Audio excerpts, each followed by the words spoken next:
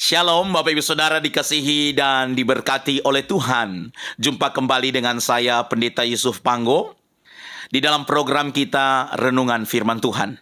Bacaan firman Tuhan kita terdapat di dalam Filipi pasal 2 ayatnya yang kelima. Hendaklah kamu dalam hidupmu bersama menaruh pikiran dan perasaan yang terdapat juga dalam Kristus Yesus. Di dalam terjemahan Alkitab versi mudah dibaca dikatakan, belajarlah dari Kristus untuk tidak memikirkan diri sendiri. Hendaklah kamu masing-masing memiliki sikap yang sama seperti sikap yang ada pada Kristus Yesus. Rasul Paulus menasihatkan jemaat di Filipi untuk mereka betul-betul dalam hidup mereka bersama sebagai jemaat di dalam komunitas satu dengan yang lain. Mereka hidup dengan menaruh pikiran dan perasaan yang terdapat dalam Kristus Yesus. Dan pikiran dan perasaan yang terdapat dalam Kristus Yesus sudah tentu. Yesus tidak pernah memikirkan kesenangan dirinya sendiri. Buktinya di atas kayu salib, Yesus berdoa untuk para algojo yang telah menyiksa dan menganiayanya. Di puncak penderitaan, Tuhan Yesus masih berkata, "Ya Bapa, ampunilah mereka, sebab mereka tidak tahu apa yang mereka perbuat." Nah, pada kesempatan ini kita akan belajar apa yang merupakan pikiran Kristus. Ini cuma salah satu yang akan kita bahas pada kesempatan ini, yaitu di mana Kristus memikirkan tentang kemitraan, tentang relasi kemitraan antara Kristus dan para murid. Itu terlihat di dalam doa yang Tuhan Yesus naikkan kepada Bapa di sorga. Yohanes pasal 17 ayat 9 hingga ayat yang ke-11 saya bacakan bagi kita. "Aku berdoa untuk mereka, bukan untuk dunia aku berdoa, tetapi untuk mereka yang telah Engkau berikan kepadaku, sebab mereka adalah milik-Mu." Tuhan Yesus tahu para murid yang dapat mengikut Kristus melayani dengan setia, itu semua adalah karunia daripada Bapa. Semua itu adalah pemberian daripada Bapa. Dan segala milikku adalah milik-Mu, dan milik-Mu adalah milikku. Dan aku telah dipermuliakan di dalam mereka. Dan aku tidak ada lagi di dalam dunia. Tetapi mereka, para murid ini, tetapi mereka masih ada di dalam dunia. Dan aku datang kepadamu, ya Bapa yang kudus, peliharalah mereka dalam namamu, yaitu namamu yang telah Engkau berikan kepadaku, supaya mereka menjadi satu, sama seperti kita. Bapak Ibu Saudara dikasihi dan diberkati oleh Tuhan. Di dalam doa syafaat yang Tuhan Yesus naikkan ini, terdapat prinsip kemitraan yang sedang Tuhan Yesus ingin sampaikan kepada para murid, sekaligus juga memberikan contoh dan teladan kepada kita orang Kristen hari ini. Sesungguhnya ketika kita ada di dalam satu gereja, kita ada dalam satu komunitas, seharusnya kita membangun kemitraan satu dengan yang lain. Saling peduli, saling memperhatikan, saling membutuhkan satu dengan yang lain. Jangan merasa diri paling hebat, paling penting. Tidak. Tuhan Yesus, dia adalah penguasa alam semesta. Setelah karya penebusan itu selesai, sebelum dia naik kembali ke surga, Tuhan Yesus mengharapkan yang terbaik bagi para muridnya yang sebagai mitra, partner pelayanannya di dunia. Kita dapat melihat di dalam doa yang Tuhan Yesus naikkan ini ada beberapa prinsip kemitraan. Dan biarlah apa yang Yesus pikirkan ini boleh pada saat ini kita pikirkan bersama dan kita praktekkan di dalam kehidupan bergereja kita, di dalam komunitas kita. Prinsip kemitraan apa saja yang didapat? Yang pertama, Yesus menganggap murid-muridnya sebagai mitra. Dan Yesus mendoakan kesejahteraan mereka. Ini suatu penghiburan bagi kita orang Kristen, bahwa ternyata hari ini ketika kita melayani Tuhan, ketika kita dipakai untuk menyebarkan kabar baik, kita tidak pernah sendiri. Kita menjadi mitra, menjadi partner dari penguasa alam semesta. Dan dengan Yesus berdoa untuk kesejahteraan para murid, maka tentu juga doa yang sama juga bahwa Tuhan Yesus tidak akan pernah meninggalkan kita, setiap orang percaya. Dia akan peduli terhadap kita. Yang kedua, Yesus memberikan teladan bahwa mitra berbagi dalam segala hal. Tuhan Yesus mau memberitahukan kalau kita adalah satu jemaat, kita adalah suatu di dalam perkumpulan komunitas, apa yang bisa kita lakukan? Kita akan wujudkan kepedulian kita satu dengan yang lain. Kita akan saling memperhatikan satu dengan yang lain. Dan kita akan melakukan yang terbaik bagi sesama kita dari apa yang bisa kita lakukan. Terkadang Bapak Ibu Saudara, kita bisa menolong. Terkadang kita bisa membantu. Tapi kita menutup hati kita untuk tidak menolong. Kita bisa berbagi dalam segala hal. Dimulai dari apa? Mendoakan orang-orang di sekitar kita. Dimulai dari apa? Kepedulian kita satu dengan yang lain. Yesus berdoa bagi para murid-murid.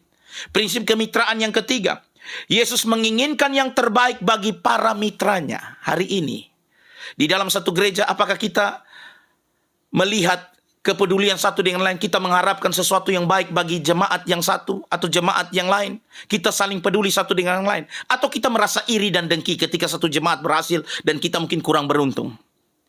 Tuhan Yesus menunjukkan melalui doanya, dia menginginkan yang terbaik bagi para murid-muridnya sebagai mitranya. Bahkan ketika ia sedang tidak bersama dengan mereka, Yesus di dalam doanya ini kan sebelum Yesus naik ke surga, Yesus berdoa kepada Bapa di surga. Dia memohon bahwa nanti sebentar dia akan tinggalkan murid-murid. Walaupun Yesus sudah tidak bersama-sama dengan mereka, tapi Yesus berdoa menginginkan yang terbaik bagi para mitranya.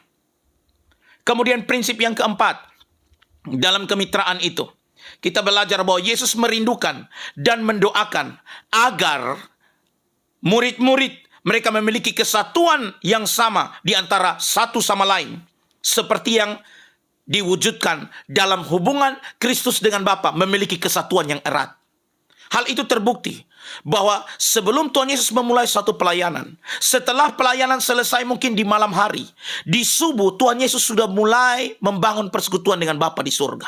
Sebelum pada akhirnya Yesus melakukan pelayanan, di hari masih gelap, Yesus berkomunikasi terlebih dahulu dengan Bapa di surga. Betapa penting. Orang yang memiliki kemitraan, dia akan selalu mempunyai komunikasi satu dengan yang lain. Di dalam Markus pasal 1 ayat 35 berkata, pagi-pagi benar, waktu hari masih gelap, ia, yaitu Yesus, bangun dan pergi keluar. Ia pergi ke tempat yang sunyi dan berdoa di sana. Sebelum Yesus berkomunikasi dengan siapapun di dunia ini, di hari yang baru, Yesus berkomunikasi terlebih dulu dengan Bapanya di surga melalui doa. Sebelum Yesus memulai pelayanan dalam satu hari, dia memulai dengan membangun hubungan persekutuan dengan Bapa di surga. Suatu contoh teladan, Bapak Ibu Saudara.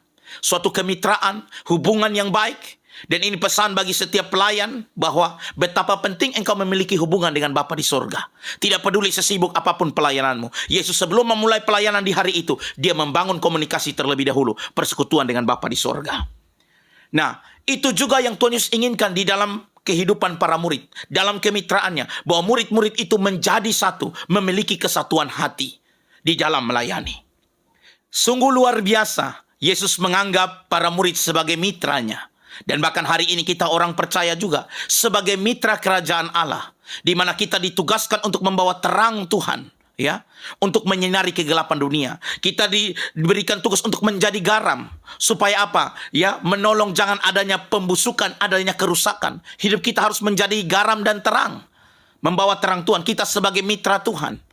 Maka ini sangat luar biasa. Seorang tokoh bernama John Yates, dia berkata demikian, Yesus selalu memandang manusia dari perspektif bukan saja mereka itu apa, tetapi bisa menjadi apa mereka. Bapak Ibu Saudara, lihat, ini ungkapan luar biasa ya.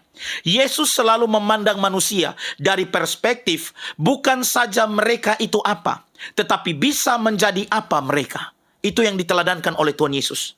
Ketika di dalam Markus pasal 5 ayat 1 hingga ayat yang ke-20. Ketika Yesus sebelum di pasal 4 dalam Markus pasal 4, sebelum Tuhan Yesus seharian melayani. Pada waktu sudah hari petang di sore hari, Yesus dalam kelelahan pelayanan harus menyeberang.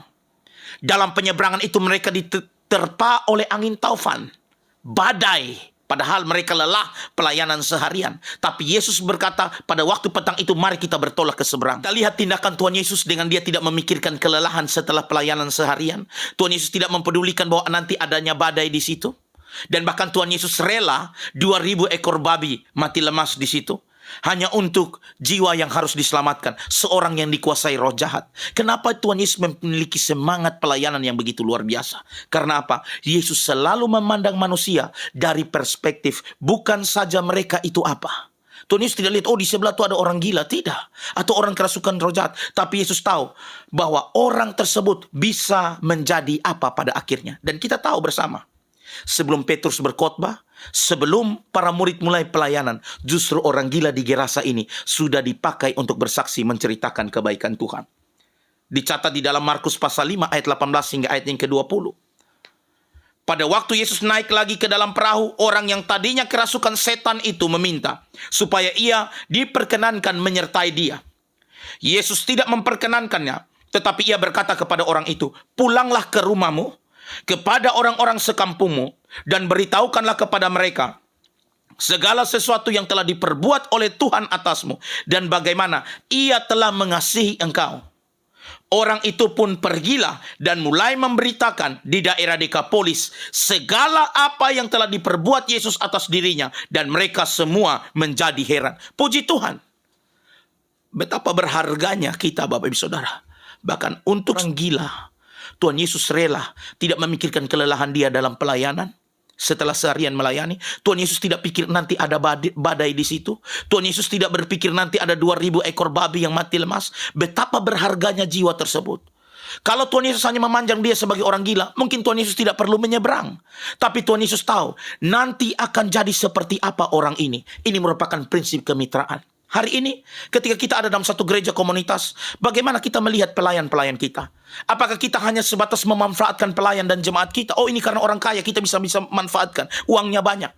Atau betul ketika kita melihat seseorang, kita langsung berpikir, kira-kira orang ini bisa menjadi seperti apa? Sebagaimana Yesus, dia melihat bahwa orang gila yang di Gerasa ini pada akhirnya menjadi seorang pengkhotbah, seorang pesaksi luar biasa. Sebelum para murid melayani, justru di daerah Dekapolis, orang yang tadinya gila ini ditolong oleh Tuhan. Tuhan Yesus bilang, pulanglah kepada orang-orang sekampungmu, beritahukanlah kepada mereka segala sesuatu yang telah diperbuat Tuhan atasmu, dan bagaimana ia telah mengasihi engkau. Dari seorang ODGJ, dan pada akhirnya dia menjadi seorang pemberita kabar baik. Inilah yang kita lihat bahwa prinsip kemitraan luar biasa dari Tuhan Yesus Kristus. Karena itu Bapak Ibu Saudara dikasihi dan diberkati oleh Tuhan, jangan biarkan iri dengki dalam satu gereja, dalam satu pelayanan menguasai kita. Karena itu akan merusak.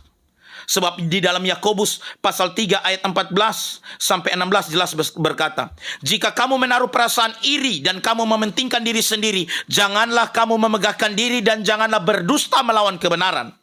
Itu bukanlah hikmat yang datang dari atas, tetapi dari dunia, dari nafsu manusia, dari setan-setan. Sebab di mana ada iri hati dan mementingkan diri sendiri, di situ ada kekacauan dan segala macam perbuatan jahat. Tuhan Yesus tidak mementingkan dirinya sendiri. Kalau mementingkan diri sendiri, buat apa menyeberang? Karena toh seharian sudah capek pelayanan dan harus menyeberang di petang lagi, padahal ada badai di situ. Tapi Tuhan Yesus peduli bahwa ada satu orang gila di Gerasa yang pada akhirnya menjadi seorang pemberita, seorang pesaksi yang menceritakan kebaikan Tuhan pada akhirnya. Kalau kita mementingkan diri kita sendiri, maka tentu kita tidak akan bisa pelayanan. Kalau kita iri, yang ada pasti keributan. Alkitab sudah mencatat dan memberitahukan melalui Rasul Yakobus. Karena di mana ada iri hati dan mementingkan diri sendiri, pasti ada segala macam kekacauan dan perbuatan jahat. Karena itu, sebagai murid Kristus, marilah kita memiliki kemitraan. Kehidupan Kristen sesungguhnya seharusnya dicatat dalam ayat yang ke-17 sampai 18 dari Yakobus pasal 3. Tetapi hikmat yang dari atas adalah pertama-tama murni, selanjutnya pendamai, peramah, penurut, penuh belas kasihan, dan buah-buah yang baik, tidak memihak dan tidak munafik. Dan buah yang terdiri dari kebenaran ditaburkan dalam damai untuk mereka yang mengadakan damai. Kalau kita hidup dalam kemitraan satu dengan yang lain, kita belajar dari bagaimana Yesus berpikir tentang kemitraan tersebut. Yesus berdoa bagi para murid-murid. Yesus mengharapkan yang terbaik bagi murid-murid. Bahkan di saat Yesus nanti sudah naik ke surga dan tidak bersama-sama dengan mereka, Yesus mengharapkan kesejahteraan bagi para murid. Karena itu, jangan simpan iri dan dendam. Seorang bernama Charles Brouwer, dia berkata demikian, Anda tidak mungkin menenggelamkan ujung perahu orang lain, sementara ujung perahu Anda sendiri tetap mengambang. Perhatikan kata bijak ini. Anda tidak mungkin menenggelamkan ujung perahu orang lain, sementara ujung perahu Anda sendiri tetap mengambang. Artinya, ketika kita ingin merencanakan menenggelamkan perahu orang lain, tentu perahu kita juga akan miring dan bahkan bisa tenggelam. Maka jangan biarkan ada iri hati dan dengki. Marilah kita memiliki kemitraan yang baik di dalam persekutuan satu dengan yang lain. Kita melihat potensi dari setiap orang-orang yang ada di sekeliling kita, dalam gereja kita, di dalam pelayanan kita. Dan saya bersyukur saya sedang memulai itu di EMC. Dalam setiap pelayan, bagaimana mereka punya talenta, potensi, kita dukung, kita support. Apa yang mereka bisa lakukan, mereka mau merintis usaha, kita saling mendukung satu dengan yang lain. Yang kuat, yang Yang kuat bisa menolong yang lemah, saling membantu dengan satu dengan yang lain. Maka ada kemitraan dalam gereja dan kita sama-sama bertumbuh di dalam pelayanan dan nama Tuhan dipuji dan dipermuliakan. Sehingga orang melihat bahwa ada kemitraan Kristus di mana kita hidup dan kita berada. Mari kita mulai prinsip kemitraan ini dari dalam keluarga kita. Melihat potensi pada anak-anak kita. Melihat potensi dari mungkin orang-orang yang bekerja dan tinggal bersama-sama dengan kita. Dengan kita mendukung, mensupport. Dan pada akhirnya Bapak Saudara, dampak kemitraan ini dari keluarga dia semakin besar sampai pada akhirnya komunitas gereja dan pada akhirnya kita menjadi berkat di lingkungan di mana kita berada dan pada akhirnya kehidupan kita memuliakan Tuhan. Kiranya renungan firman Tuhan ini memberkati kita semua. Amin untuk kebenaran firman Tuhan.